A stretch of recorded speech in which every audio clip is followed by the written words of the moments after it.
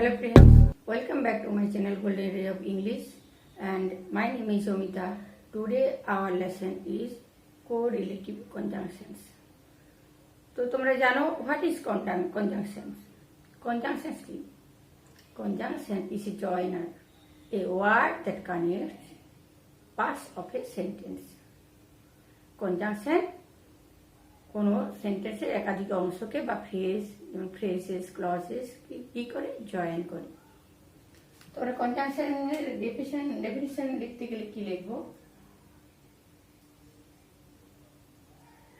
A conjunction is a joiner. Okay, a word that connects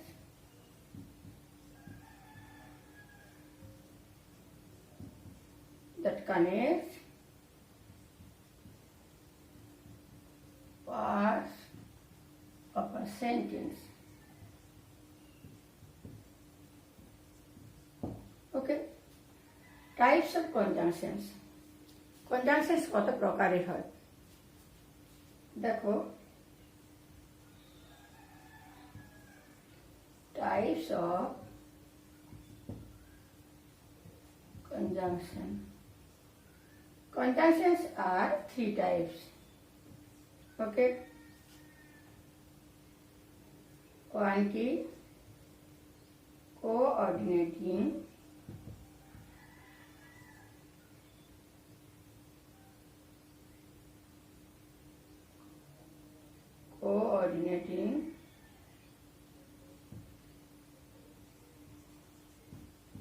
coordinating conjunctions,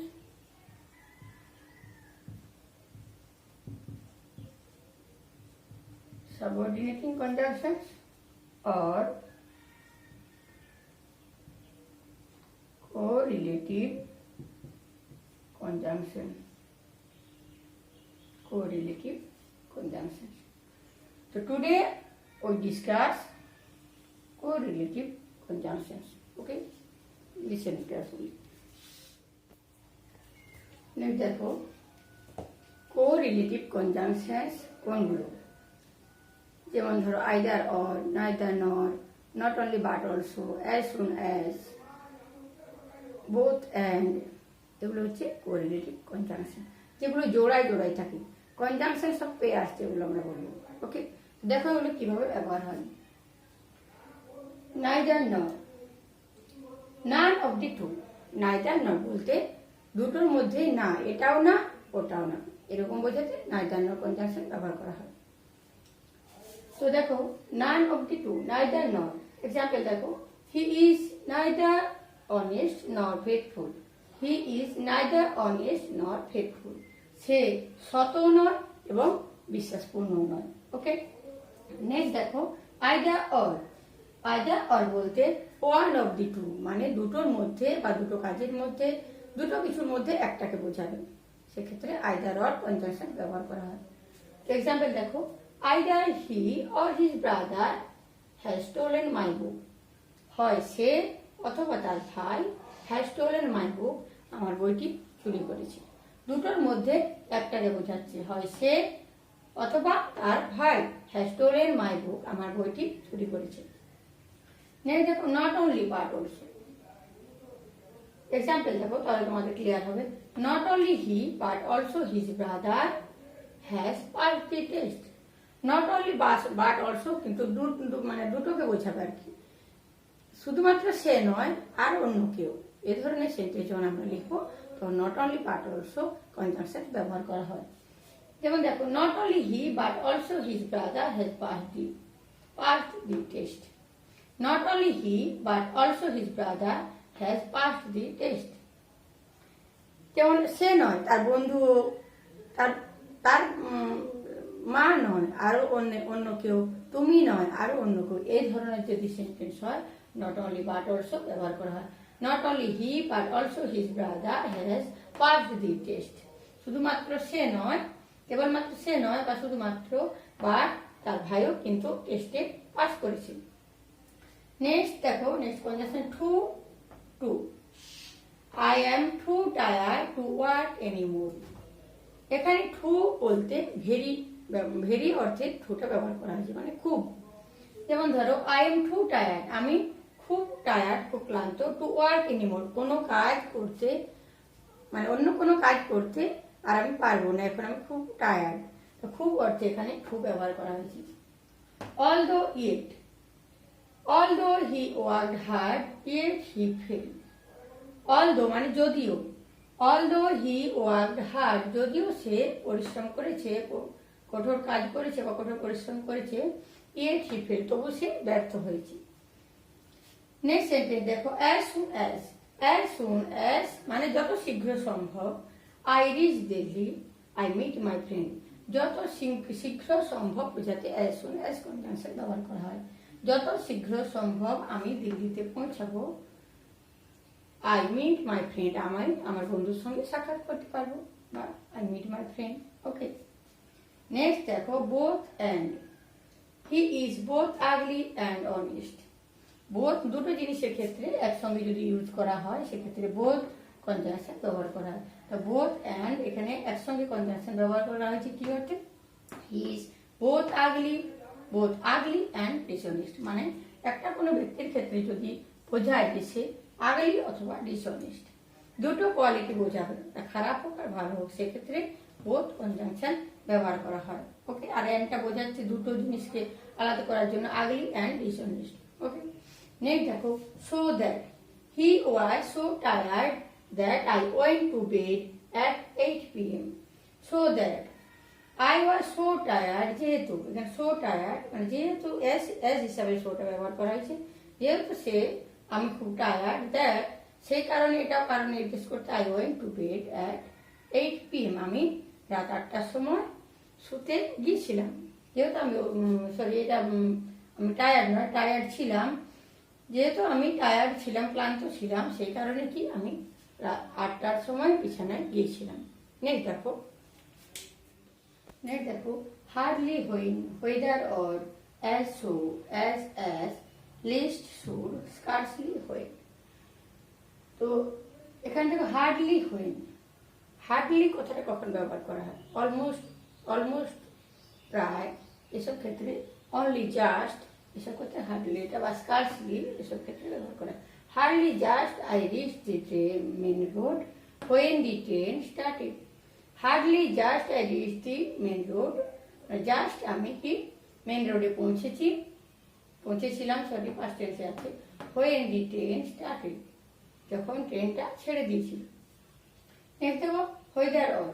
I do not know whether he will come or not, মানে সে থাকবে দুটো কাজের মধ্যে, যখন বোঝাবে সে থাকবে না যাবে সেটা জানি। I don't know, I do not know whether he will come or not, সে থাকবে, থাকবে না, সে আসবে না, সে আসবে কি আসবে না, সেক্ষেত্রে হোয়েদার ব্যবহার করা হয়। আমি জানি না সে আসবে কি আসবে না। Okay, as you sow shall you rib.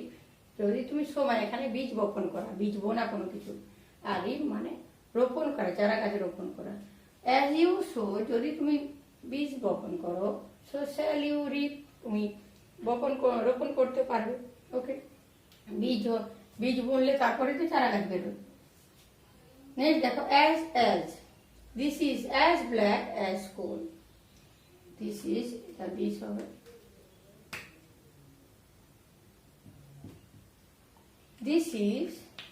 This is as black as coal. Next দেখো, list should. Run fast, list you should miss the train. Run fast, list মানে নচেত, কথাটা বোঝাতে লিস্ট ব্যবহার করা হয়। Run fast, list you should miss the train. দ্রুত দৌড়াও, নচেত তুমি ট্রেনটা মিস করবে। নেক্সট দেখো, scarcely হুইন।